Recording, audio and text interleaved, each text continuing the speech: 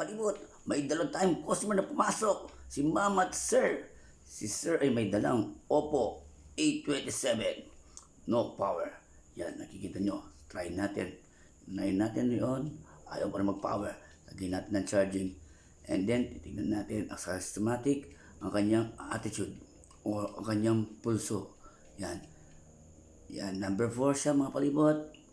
Lagay natin ang charger. And then, kita-kita yung systematic. May pintig pa ang puso niya mga palibot. May pag-asa pang mabuhay ang Oppo niya na walang power. Oppo A27 niya mga palibot.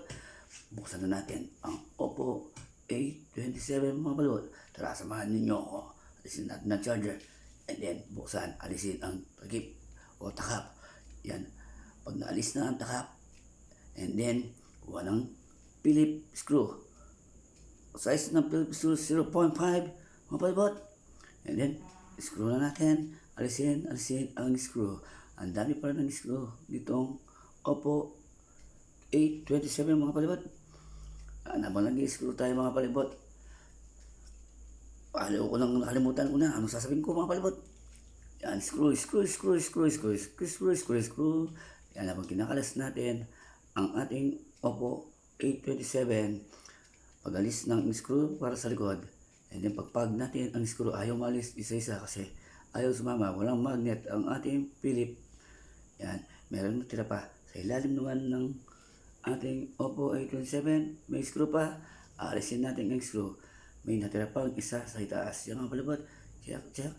Alisin natin ang camera lens niya kasi may dalawang screw pa na nakatago. Nagtatago sa ating mga palibot. And then, alisin natin ang screw. Pag nakatapos natin nalis ang screw.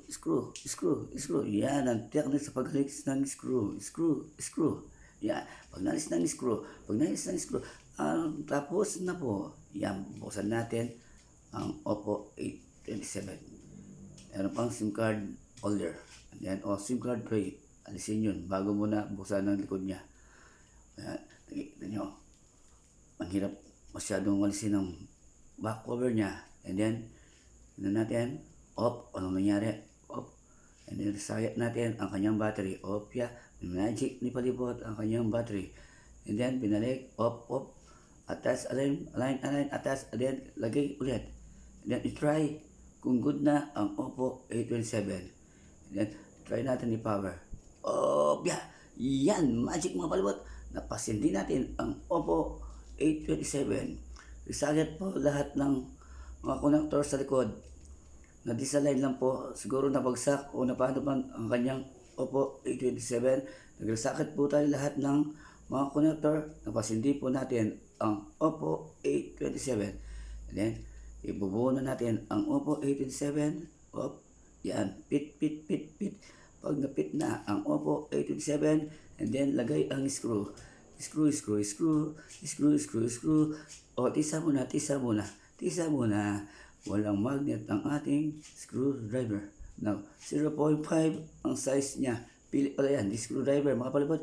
Malala talaga ako, mga palibot. Then, try natin ulit kung sumisindi talaga siya. O, then, sumisindi. Yan, nagtatago sa dilim. Yan, nakatago ni palibot ang Oppo A27. Yan, try natin ang touchscreen niya kung good. And then, kailangan natin isara. Kasi good na ang Oppo A27. May power na siya. Then, pagpag. Mali, na-shoot. Habang nag-screw tayo, mga palibot, kung saan nakalimutan, baka naman, meron kasi sira dyan. Nandito lang si palibot sa San Fernando, Pampanga. Sa tabi ng simbahan, sa side pala. Makikita nyo ako sa Jewel Box Money Changer. And then, lalagay na natin ang mga Phillips screw niya. Phillips screw. Yan, Phillips yan mga palibot. Nalagyan natin ng screw para may konting lantong. Habang sinasara natin ang itong ating Oppo A27, huwag niyong kalimutan na magdasal.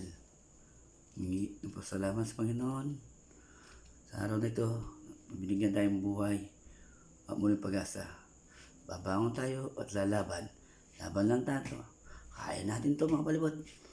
And then, lagyan natin ng B7000 sa likod ang ating takip. Yan, ilinis muna natin ng maayos para kumapit maayos ang B7000 o T7000. Yung pag kulay black, T7000, pag kulay white or clear, B7000. Nakalimutan ang takip niya. Camera lens, nakalimutan ko ang linagay. Yan, and then fit ang camera lens, and then lagay ang takip niya sa likod o takap. Then fit. Konting punas, konting, yan, and then lagyan ng scotch tape. Yan, pag nalagyan ng scotch tape, try muna. Yan, pinit muna natin, and then lagyan ng scotch tape. Yan, tapos na ang ating Oppo A27. Yan, scotch tape na, scotch tape. Right, okay. Yan, nakikita nyo. Yan, pagkita natin sa camera. Panapin natin about, and then hindi natin nakikita. Baba mo. Yan, binaba na din ang Oppo A27. Bigyan natin sa customer. Sir, ito na po ang Oppo A27 mo. Nakakakana naman si Palibot. Sir, maraming salamat sa tiwala. Huwag kayo sanang mawawala ng pag-asa sa buhay. Ito ang isang Tecno Spark Go 2023. Ang sira niya, palit LCD. Basag na basag. Ang master ni si Mac. Patay, kakak na naman. And then, binuksan na natin ang Spark Go 2023. Yan. Alis natin ang screw sa likod. Kaya nga yung mga palibot, mag-ingat na gumamit ng screw. Matulis, matalim, at iba pa. Mga bata, huwag niyong kalimutan mag-toothbrush. Baka di pantay-pantay ang ngipin nyo kamukha kay Palibot TV. And then tabi natin ang screw o tornilyo. Pag natabi ang tornilyo, and then sa ilalim naman bubuksan. Dahil dalawang connector ang Tecno. Sa ilalim at sa ibabaw. Kailangan buksan din ang ilalim dahil dalawa ang connector niya. Nakatahid siya sa charging board. Pag binuksan na natin o naalis natin ang tornilyo, makikita ninyo ang isang connector. And then, ayan, nakita natin ang isang connector. Sungutin ang antena. Baka maputol. Alisin ang battery. And then, alisin ang pandikit. And then, buhusan ng fluid para mabilis malis ang LCD niya. Sumasabaw. Kala mo sigang. Hindi naman sigang. Yan, naalis ang LCD na basag. Bibili tayo ng bago na LCD. Lilinisin muna natin bago tayo bumili ng LCD bago. Ayan, linis.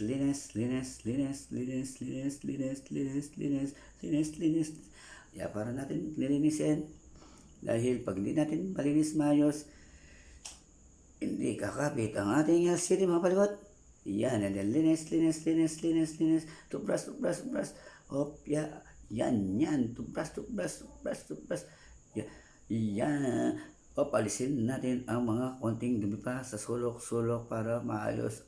Mahigpit ang hawak ng LCD. Di kagad maalis ang pandikit mga palibot. And then linis. Yan, toothbrush mga palibot. Yan, toothbrush kayo. Yan. Huwag niyo parang kalimutan na mag-subscribe. And then, mag-comment. Lagyan mo na rin ng konting bell. At like mo na rin. Mag-share na rin po mga palibot. And then, ito pala ang bagong LCD. Try na natin ang bagong LCD ng Tecno Spark Go 2023. Lalagay na natin ang connector niya sa ilalim. Pagkatapos, napahirap ilagay. Yan, nalagay din. And then, lagay natin ang connector sa itaas sa motherboard. Ulma na natin na maayos ang connector para di kagad masira. Pag mali ang pagkalukot, agad masisira ang LCD ninyo. Yan, mga palibot. And then, takpan natin sa ilalim. Lagay natin ang takip sa charging port niya or charging board. Yan, bago natin para lalagay yung charging board, ayusin natin ang antena niya. Pag di natin ayos, mahina ang signal niya. Sa loob ng bayo, sa kwarto, wala kang signal. Tignan mo, abang inayos, di palibot ang antena niya. Ayan, pinipit niya. Di niya alam paano niya ipit. Nangaduling na siya dahil matanda na siya. Malabo na ang mata niya. iniwan lahat, pati ang malabong mara. Kunin na natin ang takip sa ilalim ng charging board. And then lagyan natin ng mga ilan screw lang para itry ang ating LCD. Yan, isang screw up, ayaw pumasok, malaban sa magnet. Ewan ko bakit lumalaban. Screw natin, screw. And then, pag na-screw mo na, ayaw dumikit. Yan, putin na natin, buset. Ayaw dumikit, ayaw pumakat. Na paano siya? Gitna rugo. And then, try natin ang bago na LCD Tecno Spark Go. Yan, nakita ninyo, may display. Nakikita nyo ang display niya. Display ng ilaw ng bombeya. Ay, buset! Pero may power na yan mga palibot. Kahit hindi nyo masyado nakikita sa screen, pero sa malapitan, nakikita nyo na ang display or logo ng Oppo. Ay, mali. Hindi pala Oppo yan. Busit ka, palibot. Ano pa na? Spark Go Tecno. Ang model niya, Tecno. Ang tagal niya, nagdo-loading pa siya. Nakakainip. Walang mintis ang inip. Wow, mga palibot. Yan. Okay, lumabas din siya. Ayan. Nasa menu na. Then, try. Kung good ang LCD na nakuha natin. Yan, mga palibot. Ayan. Kompletuhin na natin ng tornilyo sa ilalim para mag-fit na maayos. Hindi masira ang ating charging port o charging board. Yan. Pit. Napakahirap pag walang magnet ang ating Philip. Yan, and then pipit na natin ang ating cover sa motherboard. Nakalimutan ko, nakakakano naman si palibot. Yan, screw na natin, screw. Tagang walang magnet ang ating Philip. Kailangan natin ang magnet. Kulang sa tisa. Tisa mo muna palibot para kumapit maayos ang mga tornilyo niya. And then screw. Huwag niyo parang makalimutan na mag-comment. Baka sakali sa inyo, mag-service ako sa inyo, hindi nyo alam. Basta comment lang kayo mga palibot. Paminsan na raw makapasyal sa inyo. Yan, screw.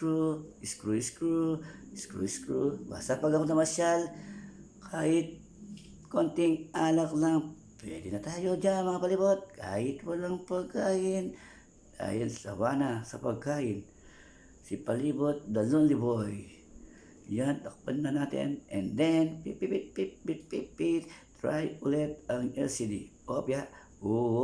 Kunin ang SIM card tray and then ipasok sa loob ng lagyanan ng SIM. Yan. Okay. Nakalimutan ang takip sa earpiece. Pag walang takip sa earpiece, medyo malaki ang butas. Kala mo, si lola mo, malaking butas. Ewan ko si lola. Ay, sorry po. Na paano? And then pit. Yan, napit na. Nalagay ng maayos yung earpiece. Hindi earpiece po yun, no, mga madam. Ano yung earpiece screen lang po. Yan, lagyan na natin ng tape. Kaya tinitape natin, ulitin natin. May warranty po tayo sa LCD. Pag nadikit na po ang LCD, wala na po tayong warranty. And then try na yung kapatalon. Palibot TV. Maraming salamat sa inyong tiwala at suporta. Thank you. Bye.